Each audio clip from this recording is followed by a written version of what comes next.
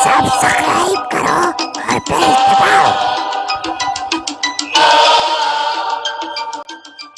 अस्सलामुअलैकुम प्यारे साथियों, चोर यूँ तो हर घर में चोरी करता है, लेकिन आज की ये कहानी है एक ऐसे चोर की जो जन्नत के चुंगल में फंस गया।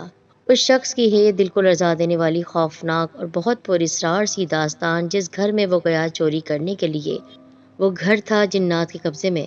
चले बढ़ते हैं आज की इस कहानी की जानिब। आप सबसे गुजारिश करती हूँ कि हमारे चैनल वफ़ा अनटोल्ड स्टोरी को सब्सक्राइब ज़रूर कीजिए और हमारी जो वीडियोस अपलोड की जाती हैं उनको देखने के लिए बेल आइकन को प्रेस कर दिया करें।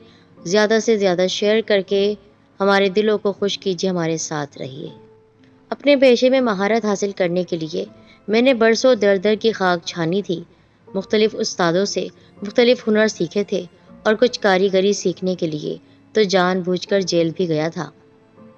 मैं बताता चलूँ कि मैं एक पेशावर चोर हूँ। दूसरे मुख्तलिफ पेशों की तरह ये भी एक पेशा यानी प्रोफेशन है। मालूम नहीं लोग क्यों इसे इतना बुरा समझते हैं। दूसरे प्रोफेशंस में तो सिर्फ मेहनत और लगन दरकार होती है। चोरी करने में मेहनत, लगन और पेशा वराना महारत के साथ रिस्क भी शामिल होता है। अब आप कहेंगे कि दूसरों की इजाज़त के बगैर उनकी दौलत लूट लेना गैर अखलाकी काम है, तो जनाब किसी अमीर शख्स की दौलत में से हस्बे ज़रूरत माल ले लेना कोई गलत काम तो नहीं। अगर यही अमीर लोग अपनी दौलत का एक हिस्सा खुद ज़रूरतमंद लोगों के लिए वक्फ कर दें तो मुझ समेत कुछ चोरों को अपनी ज़िंदगी ख़तरे में ना डालनी पड़े। वो सर्दियों की एक ठंडी रात थी। ठंड अपने ज़ोरों पर थी, इसलिए रात जल्द ही बाजार और सड़कों पर सन्नाटा छा गया। मेरे काम के लिए ये एक निहायत मौजू रात थी। मैंने काफ़ी दिन पहले ही एक बंगले को ताका हुआ था और मुख्तलिफ औकात में उस बंगले का जायज़ा लेकर और इधर उधर से मालूमात हासिल करके मैंने इस अमर को यकीनी बना लिया था कि मेरा मतलूब हदफ यानी मेरा निशाना कम से कम मुश्किल और ज़्यादा से ज़्यादा मुफीद साबित हो। मेरी मालूमात के मुताबिक बंगले के मकीन सिर्फ एक मियाँ बीवी थे और दोनों ही मुलाजमत से वाबस्ता थे। उनके अलावा बंगले में एक जुज़ वक्ती यानी मुकम्मल तौर पर नहीं लेकिन आधे दिन के लिए नौकर और एक कुल वक्ती चौकीदार था जो हर वक्त वहाँ रहता था। मैंने ये बात बतौर ख़ास नोट की थी कि चौकीदार बिल्कुल भी अपने काम के लिए जिम्मेदार नहीं था और हर वक्त दरवाजे के पास ही बैठा रहता था। उसकी ज़्यादातर तवज्जो बंगले के बजाय रेडियो सुनने या मूछें संवारने पर होती थी और मेरे नुक्ता नज़र से ये बात बहुत अच्छी थी मुझ जैसे चोर के लिए। रात गहरी होने के बाद मैंने अपना मखसूस स्याह चुस्त लिबास पहना यानी तंग लिबास पहना, जो कि चोरों का लिबास होता है। ज़रूरी आलात से लेस होकर अपना बैग कंधे पर डाला और टहलता हुआ अपने मतलूबा बंगले की तरफ चलने लगा। सड़क पर सन्नाटा छाया हुआ था। मेरे लिए रात का ज़्यादा गुजरना ही बेहतर था, इसलिए आराम से चलता हुआ जा रहा था। दुकानें बंद पड़ी थीं और घरों के खिड़की दरवाजे भी बंद नज़र आ रहे थे। कभी कभार कोई एक आध राहगीर बगलों में हाथ दबाए तेज़ी से चलता हुआ गुजर जाता और मेरी तरफ कोई तवज्जो नहीं कर रहा था।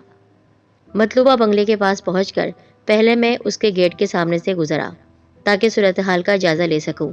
गेट पर एक 100 वाट का बल्ब जल रहा था। चौकीदार शायद गेट के अंदर चारपाई डालकर लेटा हुआ था क्योंकि रेडियो से हल्की हल्की मौसीकी की आवाज़ आ रही थी। मैं घूमकर पिछली सिमत में पहुंचा। बंगले के पिछले दरवाजे के साथ एक सफ़ेदे का दरख्त था जिसे मैं कई दिनों पहले ताक चुका था।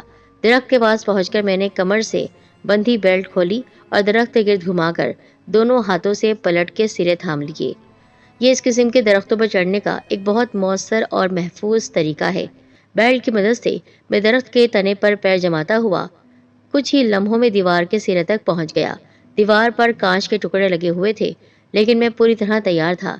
दरख्त से लटके लटके मैंने एक हाथ से अपने बैग की जिप खोली, चादर निकाली और दीवार पर फैला दी। दूसरे ही लम्हे मैंने दरख्त से हाथ छोड़कर दीवार पर पैर रखे और घर के अंदर कूद गया। मेरे पैरों में मौजूद रबड़ सोल के जूतों की वजह से कोई ख़ास धमक पैदा ना हुई। मैं यूं ही दबका हुआ बैठा रहा। जब मुझे यकीन हो गया कि मेरे कूदने की आवाज़ किसी के कानों तक नहीं पहुंची तो मैं उठा और दबे पांव चलता हुआ दरवाजे की तरफ बढ़ा। दरवाज़ा हस्बे तवक्को बंद था। ताला लगा हुआ था, लेकिन ऐसे ताले खोलना तो मेरे बाएं हाथ का खेल था। रॉड को ताले के ऊपरी हिस्से में फंसाने के बाद मैंने मुड़ी हुई तार ताले के सुराख में डालकर एक मखसूस तरीके से हिलाई और फिर रॉड को घुमाया तो हल्की सी क्लिक की आवाज़ के साथ कमरा रोशन हो गया। मैं जहाँ खड़ा था वहीं खड़ा रह गया।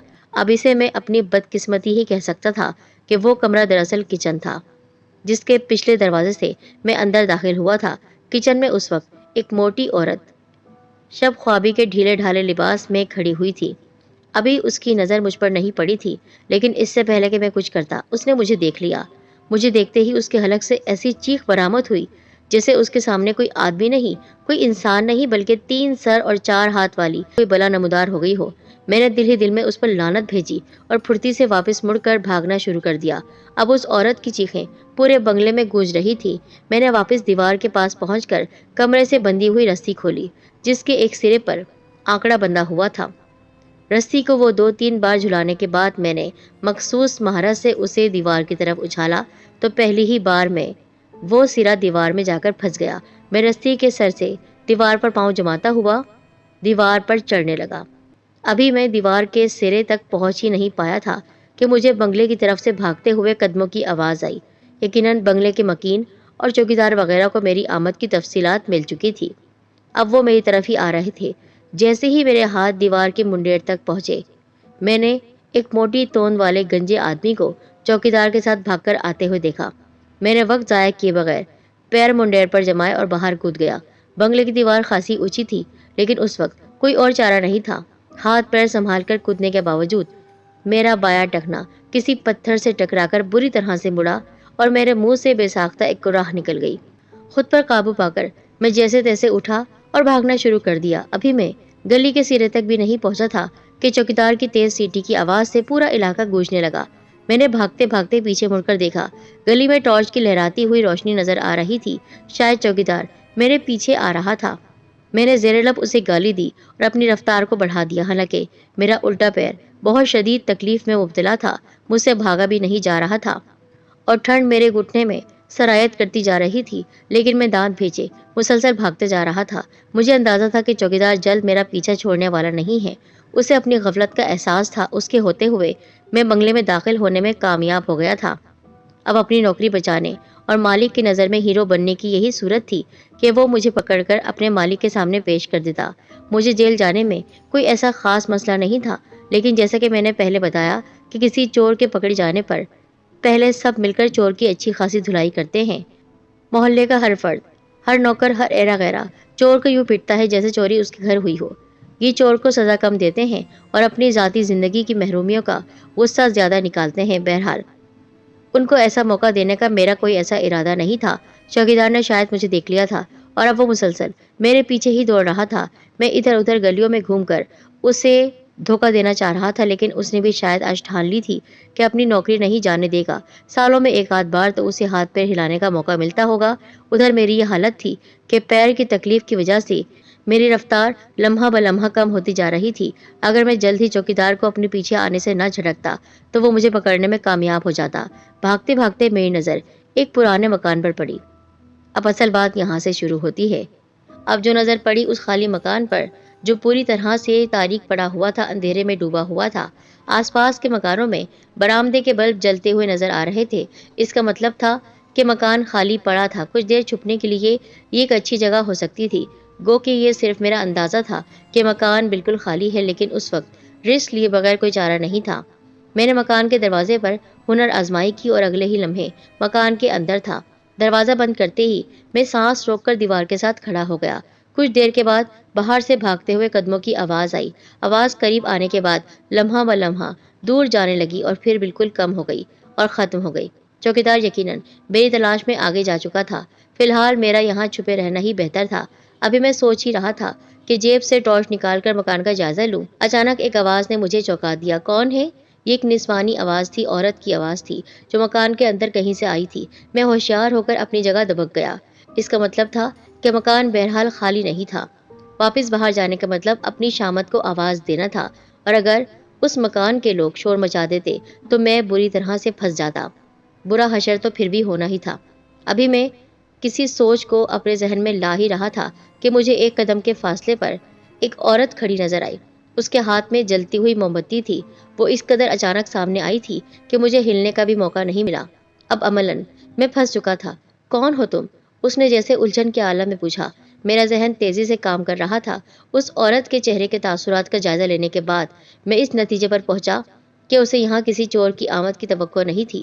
اس کے چہرے پر خوف یا پریشانی نہیں تھی، صرف حیرت تھی۔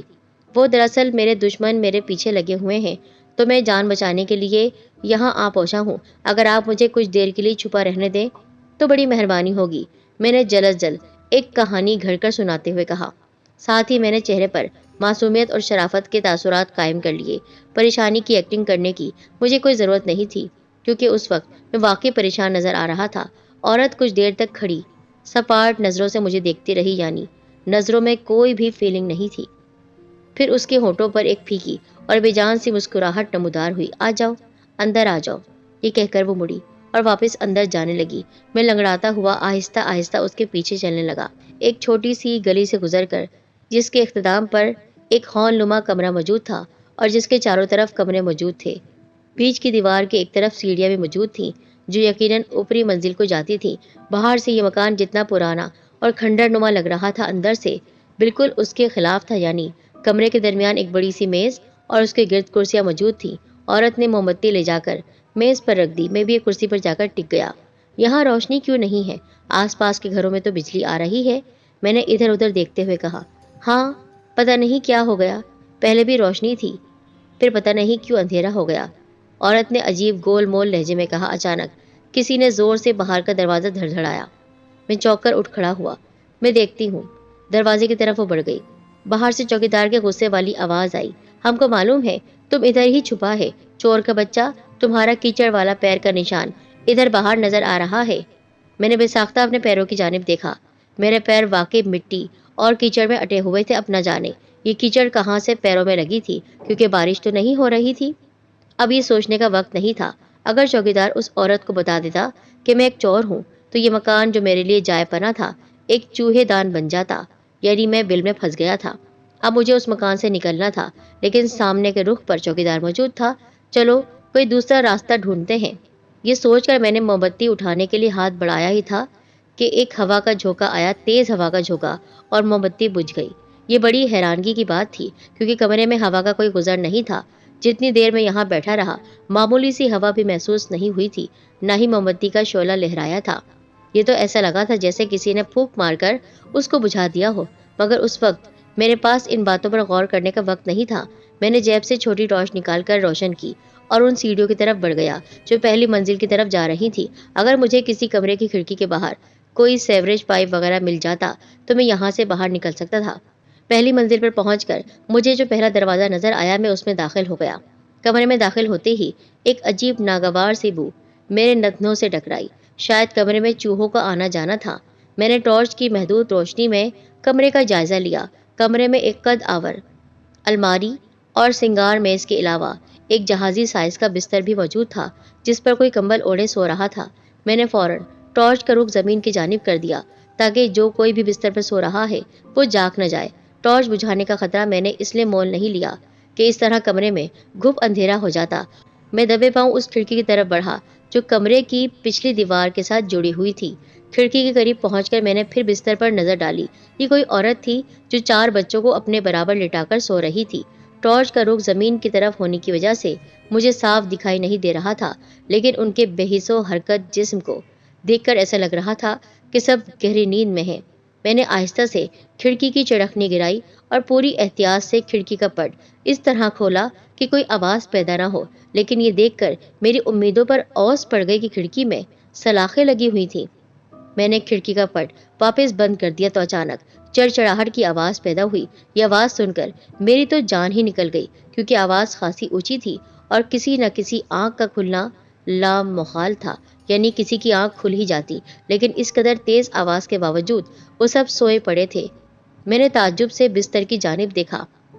نیم تاریکی میں ان کے جسم کے سائے بے حس و حرکت نظر آ رہے تھے۔ میں ایک عجیب بات کو محسوس کر رہا تھا، ایک عورت 4 بچوں میں سے کوئی بھی ہلا نہیں، اتنی تیز آواز پر بھی۔ میں نے ہمت کر کے ٹارچ کا رخ بستر کی جانب کیا۔ دوسرے ہی لمحے میرے حلق سے گھٹی گھٹی سی چیخ نکل گئی۔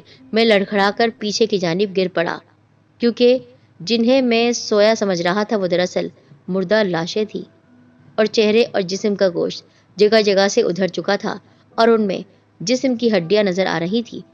یہ ایک نہایت ہی بھیانک اور لرزہ خیز منظر تھا۔ وہ لاشیں نہ جانے کب سے یہاں اس حالت میں پڑی تھی کمرے میں بو بھی انہی لاشوں کی وجہ سے پھیلی ہوئی تھی۔ میں کسی نہ کسی طرح اپنے حواس کو جمع کر کے گرتا پڑتا کمرے کے دروازے کی طرف بڑھا۔ باہر نکل کر میں ہانپتا کانپتا سیڑھیوں سے نیچے پہنچا ہی تھا کہ مجھے وہ عورت نظر آئی، وہی عورت جو دروازہ کھلنے پر سامنے کھڑی ہوئی تھی۔ وہ عورت میری قریب آتی جا رہی تھی۔ کون ہو تم؟ کون ہے یہ سب؟ وہاں پر وہ کس کی لاشیں ہیں؟ وہ اس گھر کے مکینوں کی لاشیں ہیں، اور تم؟ میں ایک جن زادی ہوں۔ تو تم یہاں پر کیا کر رہی ہو؟ اور وہ لوگ مردہ؟ ہاں، وہ کئی 100 سال پہلے سے مردہ پڑے ہیں۔ دیکھا نہیں ان کے ڈھانچے؟ دیکھا نہیں کمرے کی حالت؟ کیا تمہیں لگتا ہے یہ مکان نیا مکان ہے؟ کیا تمہیں لگتا ہے یہاں پر کوئی آ سکتا ہے؟ ان کو میں نے مار دیا ہے۔ اس گھر پر میرا قبضہ ہے۔ وہ وہاں پر جس حالت میں پڑے ہوئے ہیں سو رہے تھے، اور سوتے سوتے ان کی جان نکل گئی۔ وہ عورت اور اس کے 4 بچے، ہا ہا ہا، سب کو مار دیا میں نے، اور اب تم مرو گے، تمہاری باری ہے۔ اس کو دیکھ کر بے اختیار میرے جسم پر کپکپی طاری ہو گئی۔ مجھے ایسا لگ رہا تھا کہ اچانک بہت سارے لوگ میرے قریب بڑھ رہے ہیں، اور سچ میں اس کے ساتھ بہت سارے سائے تھے۔ ایسا لگ رہا تھا ڈھانچوں کی صورت میں کچھ لوگ میرے پاس آ رہے ہیں، اور وہ عورت۔ میں نے اسی وقت آیت الکرسی کا ورد کرنا شروع کر دیا۔ ویسے تو میں ایک گناہگار انسان تھا، چوری جیسا برا کام کرتا تھا، لیکن اس وقت مجھے اللہ یاد آ رہا تھا۔ بھاگو بھاگو، یہ مکان آصف زدہ ہے، یہاں پر جنات ہیں، یہاں پر جنات ہیں۔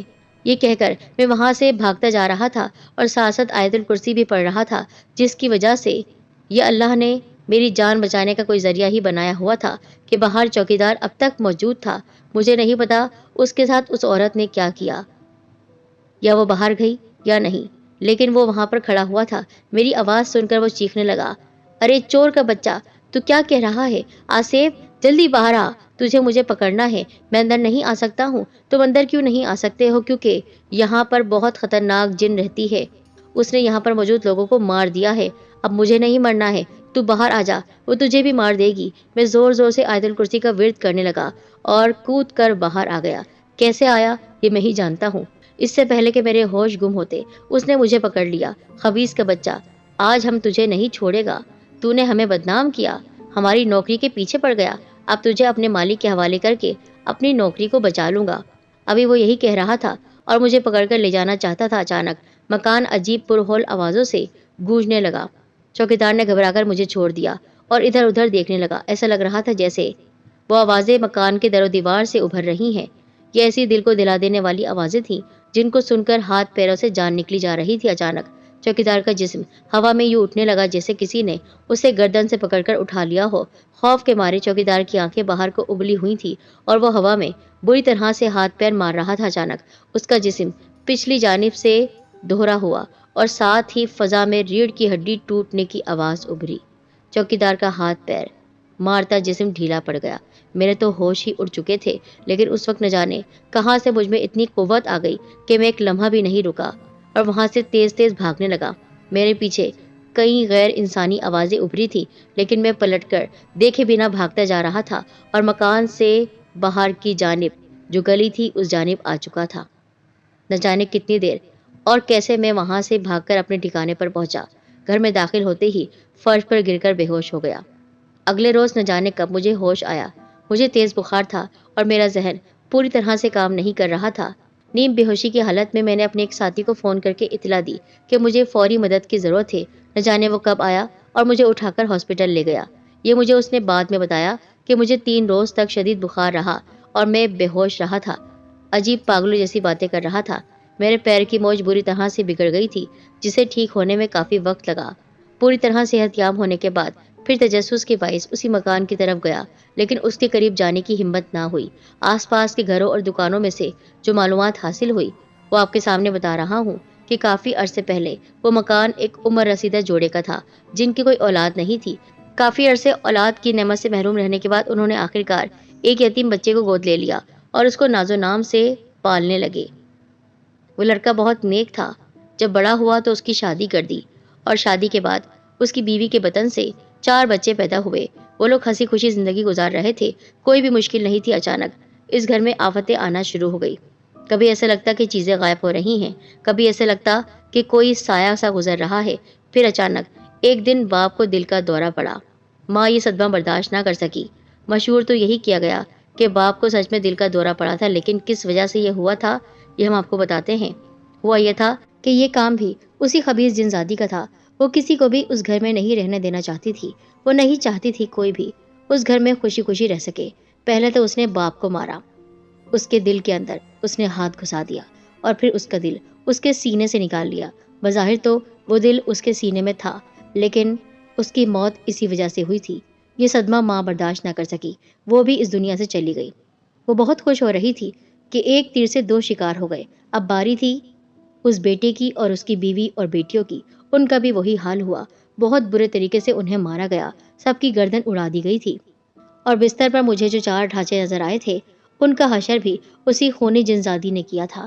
اس نے ہی انہیں مارا تھا، خباثت دکھائی تھی، بیوی کو بھی مار دیا تھا، اور ڈھانچہ ایک طرف مجھے پڑا ہوا نظر آیا تھا جس کو میں نے نظر انداز کر دیا تھا۔ تو یہ تھی کہانی۔ اس واقعے نے میری زندگی بدل دی۔ کس طرح میں وہاں سے نکلا یہ میں ہی جانتا ہوں۔ لوگوں نے خالی مکان دیکھ کر اس پر قبضہ کرنے کی بہت کوشش کی، لیکن ہر بار کسی نہ کسی پراسرار حالت میں ان کی موت واقع ہو گئی۔ تب سے لوگوں نے مکان کو اس کے حال پر چھوڑ دیا۔